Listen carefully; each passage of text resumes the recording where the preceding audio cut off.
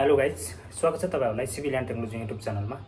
आजको यस भिडियोमा म तपाईहरुलाई चाहिँ पासपोर्टसँग रिलेटेड जति पनि तपाईहरुको कमेन्ट थियो, मैले चाहिँ केही व्यस्तताको कारणले गर्दा तपाईको चाहिँ कमेन्टको रिप्लाई दिन पाइन। त्यसको लागि आई एम भेरी सरी है, क्षमा प्रार्थी छु।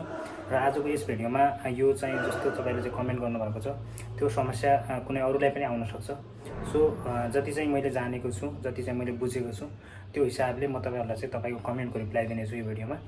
आई थिंक तपाईहरुलाई चाहिँ यो भिडियो मार्फत केही सहयोग हुनेछ। र कुनै पनि अरू पनि डाउट छ भने तपाईहरु कमेन्ट गर्नु होला, म त्यसलाई रिसर्च गरेर त्यसको सोलुसन निकाल्ने कोसिस गर्नेछु। र बाँकी लागौं भिडियोतर्फ। अब चाहिँ म सरसरी तपाईहरुको कमेन्टको रिप्लाई गर्छु है त। अब यसमा चाहिँ फर्स्टमा चाहिँ मन्जु तामाङले भन्नुभएको छ, सर मेरो पनि पासपोर्ट हराएको थियो, के गर्नु पर्ला भनेर भन्नुभएको छ। तपाईको पासपोर्ट हराएको छ भने तपाईको चाहिँ पासपोर्टलाई फर्म कसरी भर्ने, हराएको छ चोरिएको छ भने तपाईको चाहिँ पासपोर्ट फर्म कसरी भर्ने, के डकुमेन्टहरु लाग्छ, यो सबै कुराहरु मैले भिडियो बनाएर चाहिँ राखेको छु। तपाईहरुले एकचोटी चाहिँ मेरो प्रोफाइल भिजिट गर्न सक्नुहुन्छ। र त्यसमा चाहिँ के नबुझेको कुरा छ भने मलाई कमेन्ट गर्नु होला, म तपाईको चाहिँ कमेन्टको रिप्लाई दिनेछु है त। त्यसपछि उत्तम रेग्मी सरले भन्नुभएको छ, इमर्जेन्सीमा चाहिँ निकाल्न पर्यो भने के गर्दा चाहिँ राम्रो हुन्छ होला। अब चाहिँ तपाईहरु तपाई चाहिँ इमर्जेन्सीमा पासपोर्ट निकाल्न चाहनुहुन्छ भने सबभन्दा पहिले तपाई चाहिँ अनलाइनबाट फर्म भर्नुस्। तपाई आफै पनि भर्न सक्नुहुन्छ मोबाइलबाट, त्यसको लागि मेरो भिडियो पनि हेर्न सक्नुहुन्छ फर्म कसरी भर्ने भनेर, अथवा नजिकको साइबर ब्युरोमा गएर फर्म भर्नु होला। फर्म भरिसकेपछि फर्ममा चाहिँ जुन चाहिँ डेट तोकेको हुन्छ त्यो डेटमा चाहिँ काठमाडौँ त्रिपुरेश्वर काठमाडौँमा गएर 1-2 दिनभित्र चाहिँ पासपोर्ट निकाल्न सक्नुहुन्छ हैन। त्यसको लागि चाहिँ पैसा कति लाग्छ त्यो पनि भनिदिन्छु। तपाईहरु इमर्जेन्सीमा चाहिँ 1-2 दिनमा निकाल्न चाहनुहुन्छ भने 34 पेजको लागि तपाईलाई चाहिँ 12,000 रुपैयाँ लाग्छ है त। 34 पेजको लागि 12,000 रुपैयाँ लाग्छ। यदि 64 पेजको बनाउन चाहनुहुन्छ भने त्यसको लागि चाहिँ तपाईको चाहिँ 20,000 रुपैयाँ लाग्छ है त। 1-2 दिनभित्रै पासपोर्ट निस्किन्छ। अब त्यसपछि सञ्जय केसी सरले भन्नुभएको छ, सर कति दिनमा आउँछ न्यू पासपोर्ट अप्लाई गरेपछि भनेर भन्नुभएको छ। अब न्यू पासपोर्ट अप्लाई गरेपछि तपाईको चाहिँ पासपोर्टको टाइप्समा भर पर्छ है। अब तपाईँ चाहिँ नर्मल पासपोर्ट बनाउँदै हुनुहुन्छ कि अर्जेन्टमा पासपोर्ट बनाउँदै हुनुहुन्छ। यदि तपाईहरु नर्मल पासपोर्ट बनाउनुहुन्छ भने त्यो चाहिँ 10 देखि 15 दिनभित्र आउँछ है त। 10 देखि 15 दिनभित्र तपाईको चाहिँ नर्मल पासपोर्ट आउँछ। त्यसको लागि प्राइस भनेको तपाईको चाहिँ यदि 34 पेजको तपाईँ पासपोर्ट निकाल्न चाहनुहुन्छ नर्मल भने तपाईको चाहिँ 5,000 रुपैयाँ लाग्छ। यदि तपाईँ 66 पेजको निकाल्न चाहनुहुन्छ भने 10,000 रुपैयाँ लाग्छ है त।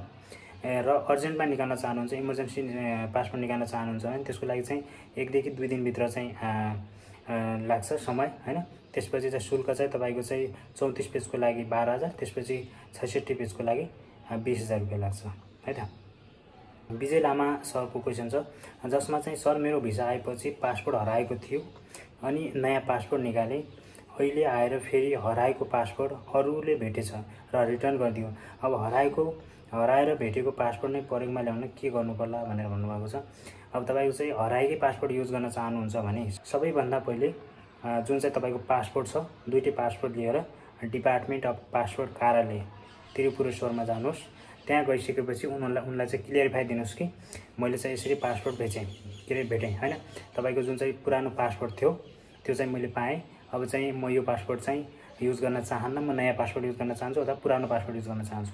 त्यो क्लियरिफिकेसन चाहिँ तपाईँ चाहिँ डिपार्टमेन्ट अफ पासपोर्ट कार्यालयमा गएर दिनुस् हैन। यदि तपाईँ पुरानो पासपोर्ट युज गर्न चाहनुहुन्छ भने तपाईले चाहिँ नयाँ पासपोर्ट चाहिँ क्यान्सल गर्नुपर्ने हुन्छ हैन। तपाईँ चाहिँ अफिसियली चाहिँ क्यान्सल हुन्छ यो पासपोर्ट हैन। जबसम्म त्यो तपाईको चाहिँ पुरानो पासपोर्ट पर्मानेन्टली क्यान्सल हुँदैन तबसम्म चाहिँ तपाईको नयाँ पासपोर्ट चल्दैन। जबसम्म तपाईको नयाँ पासपोर्ट पर्मानेन्टली क्यान्सल हुँदैन तबसम्म तपाईको पुरानो पासपोर्ट चल्दैन। त्यसैले तपाईँ यदि पुरानो पासपोर्ट चलाउन चाहनुहुन्छ भने नयाँ पासपोर्ट चाहिँ तपाईले बन्द गरेर पुरानो पासपोर्ट युज गर्न सक्नुहुन्छ है त। पछि नेक्स्ट कमेन्टतिर लागौँ। अब यसमा चाहिँ उहाँले भन्नुभएको छ, सर हराएको पासपोर्ट नयाँ बनाउँदा कति दिनमा आउँछ डिपार्टमेन्ट अफ काठमाडौँ त्रिपुरेश्वर अफिसबाट, एन्ड कति पैसा लाग्छ, डबल लाग्छ कि के लाग्छ भनेर भन्नुभएको छ। यो फर्मेट हेर्न सक्नुहुन्छ। यसमा चाहिँ तपाईको पासपोर्ट सबभन्दा पहिला कुन टाइपको पासपोर्ट हो त्योमा भर पर्छ। तपाईको यदि सामान्य पासपोर्ट नर्मल पासपोर्ट हो भने तपाईको 34 पेजको पासपोर्ट हो भने त्यसमा तपाईको चाहिँ नर्मल जुन चाहिँ पासपोर्ट बनाउँदाखेरि चाहिँ 5,000 रुपैयाँ लाग्थ्यो। अब तपाईँ चाहिँ हराएको हो भने तपाईहरु चाहिँ त्यसको चाहिँ 10,000 रुपैयाँ लाग्छ। 66 पेजको थियो भने तपाईको 10,000 लाग्थ्यो, अब 20,000 लाग्छ। मतलब हराएको पासपोर्ट बनाउन चाहनुहुन्छ भने तपाईँ चाहिँ पैसा चाहिँ डबल लाग्छ भन्ने कुरा बुझ्नुस् हैन। जति चाहिँ नर्मल पासपोर्ट बनाउँदाखेरि लाग्छ त्यसको डबल पैसा चाहिँ हराएको अथवा चोरीको पासपोर्ट बनाउँदाखेरि लाग्छ, डबल पैसा लाग्छ भन्ने कुरा बुझ्नुहोस् है त। त्यसपछि नेक्स्ट कमेन्टतिर लागौँ। उहाँले भन्नुभएको छ, तपाईँले हेर्न सक्नुहुन्छ, मेरो पासपोर्टमा अर्को जबको भिसा आछ, जानभन्दा पासपोर्ट फिर्ता दिन मानिरहेको छैन, के गर्ने होला, प्लिज रिप्लाई भनेर भन्नुभएको छ। यसको लागि त तपाईँको जुन चाहिँ सम्बन्धित निकाय छ जहाँबाट तपाईँले चाहिँ पासपोर्ट अप्लाई गर्नुभयो होइन, कुन देशको लागि अप्लाई गर्नुभयो, कुन डिपार्टमेन्ट थियो, त्यो डिपार्टमेन्ट गएर तपाईँले बुझ्न सक्नुहुन्छ। त्यसपछि नेक्स्ट कमेन्टतिर जाऊँ। यो कमेन्टमा भनेको छ, ओल्ड पासपोर्ट नम्बर आउँछ कि सर न्यू पासपोर्ट नम्बर आउँछ भनेर भन्नुभएको छ। यदि तपाईँहरू चाहिँ पासपोर्ट चाहिँ नयाँ बनाउन चाहनुहुन्छ भने पुरानो पासपोर्ट चाहिँ आउँदैन है त, त्यसको लागि नयाँ सिरिज हुन्छ, नयाँ चाहिँ पासपोर्ट नम्बर आउँछ। अब नम्बर याद नभए के गर्ने भनेर भन्नुभएको छ। अब नम्बर याद छैन भने तपाईँहरू चाहिँ तपाईँको नागरिकता लिनुहोस्, राष्ट्रिय परिचय पत्र लिनुहोस्, सकिन्छ भने फोटोकपी। अब फोटोकपी पनि छैन भने नागरिकता, राष्ट्रिय परिचय पत्र लिएर डिपार्टमेन्ट अफ पासपोर्ट कार्यालय त्रिपुरेश्वरमा जानुहोस् र त्यहाँ आफ्नो चाहिँ समस्या राख्नुहोस् होइन। त्यसपछि उहाँले चाहिँ तपाईँको सोल्युसन दिनुहुन्छ है त। अब चाहिँ बिग्रिएको पासपोर्ट बनाउँदा कति कस्ट लाग्छ भनेर भन्नुभएको छ। तपाईँको बिग्रिएको अथवा हराएको पासपोर्ट छ भने त्यसको कस्ट चाहिँ ठ्याक्कै डबल लाग्छ है त। तपाईँको यदि बिग्रिएको पासपोर्ट छ अथवा तपाईँ पासपोर्ट हरायो फेरि बनाउन चाहनुहुन्छ भने त्यसको लागि चाहिँ डबल पैसा लाग्छ है त। अब चाहिँ नेक्स्ट कमेन्टतिर जाऊँ। यहाँ चाहिँ विवेक रोका मगरले भन्नुभएको छ, पुरानो पासपोर्ट एजेन्टसँग थियो, भिसा नै लागेन, 4 वर्ष भयो, अनि नयाँ पासपोर्ट बनाएको 1 महिना भयो, आएको छैन, अनि नयाँ पुरानो पासपोर्ट, अनि पुरानो पासपोर्टबाट चाहिँ भिसा आयो, अब पुरानो सच्याउन मिल्छ कि नै, रिप्लाई प्लिज सर भनेर भन्नुभएको छ। तपाईँको चाहिँ जुन चाहिँ कमेन्ट छ यो हिसाबले चाहिँ यदि तपाईँ चाहिँ पुरानो पासपोर्ट चाहिँ युज गर्न चाहनुहुन्छ भने सबैभन्दा पहिले तपाईँ चाहिँ पासपोर्ट जुन चाहिँ पुरानो पासपोर्ट छ त्यसमा चाहिँ भ्यालिड डेट छ कि छैन होइन, तपाईँ चाहिँ जानलाई तपाईँको चाहिँ भिसा छ कि छैन, एक्सपायर त भएको छैन तपाईँको पासपोर्ट, यो क्लियर गर्नुहोस्। अब तपाईँको पासपोर्ट एक्सपायर भएको छैन भने तपाईँहरू चाहिँ पुरानो पासपोर्ट युज गर्न मिल्छ, तर तपाईँले पुरानो पासपोर्ट जुन चाहिँ छ तपाईँको नयाँ पासपोर्ट बनाउँदाखेरि जुन चाहिँ तपाईँको पुरानो पासपोर्ट थियो त्यो चाहिँ क्यान्सलिङ प्रोसेसमा हुन्छ होइन। कुनै पनि बेला तपाईँको जुन चाहिँ पुरानो पासपोर्ट छ तपाईँले नयाँ पासपोर्ट बनाइसक्नु भएको छ भने तपाईँको पुरानो पासपोर्ट कुनै पनि बेला क्यान्सल हुनसक्छ। त्यसैले यो कुरा चाहिँ तपाईँहरू चाहिँ नजिकको डिपार्टमेन्ट अफ पासपोर्ट कार्यालयमा गएर त्रिपुरेश्वरमा गएर राख्नुहोस्।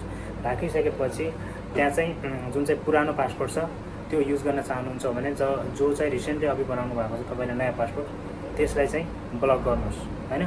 अथवा तपाईँहरू चाहिँ जुन चाहिँ पुरानो पासपोर्टमा आएको भिसा छ त्यसलाई चाहिँ जुन चाहिँ तपाईँको सम्बन्धित देशको जुन चाहिँ भिसा सिस्टम केन्द्र हुन्छ त्यसबाट चाहिँ नयाँ पासपोर्टमा चाहिँ भिसा ट्रान्सफर पनि गर्न सक्नुहुन्छ।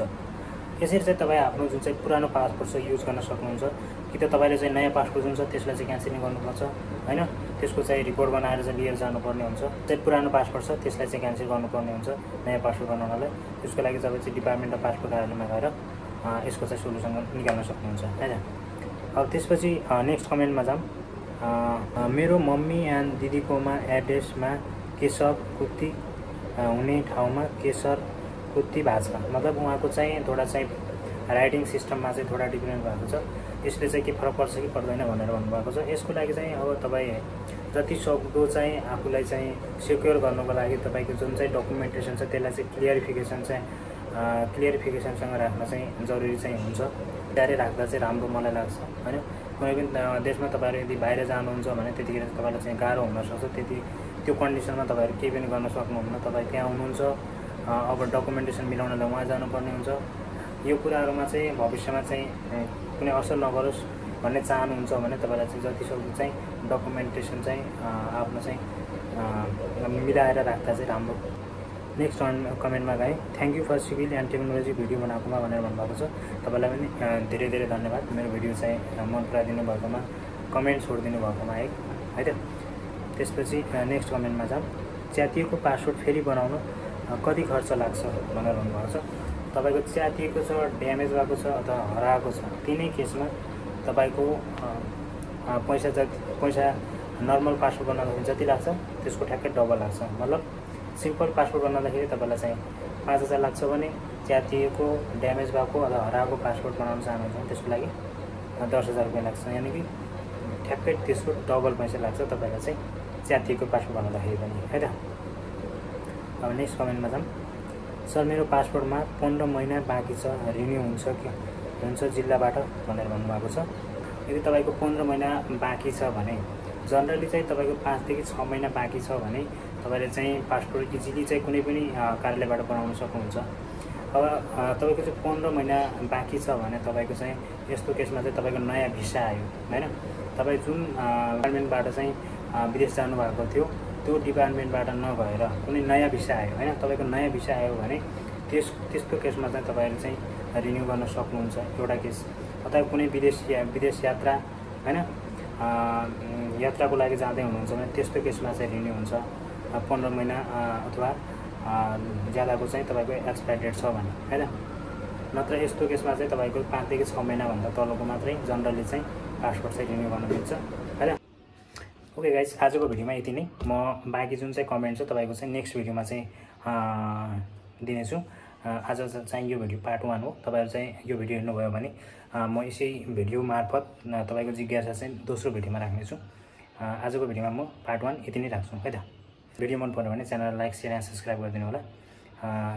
तपाईँहरूको नलेजको लागि म बाँकी भिडियोहरू इन्फर्मेटिभ भिडियोहरू जति पनि समस्याहरू छ त्यसको चाहिँ सल्भ गर्ने कोसिस गर्नेछु रिसर्च गरेर है त। Thank you so much.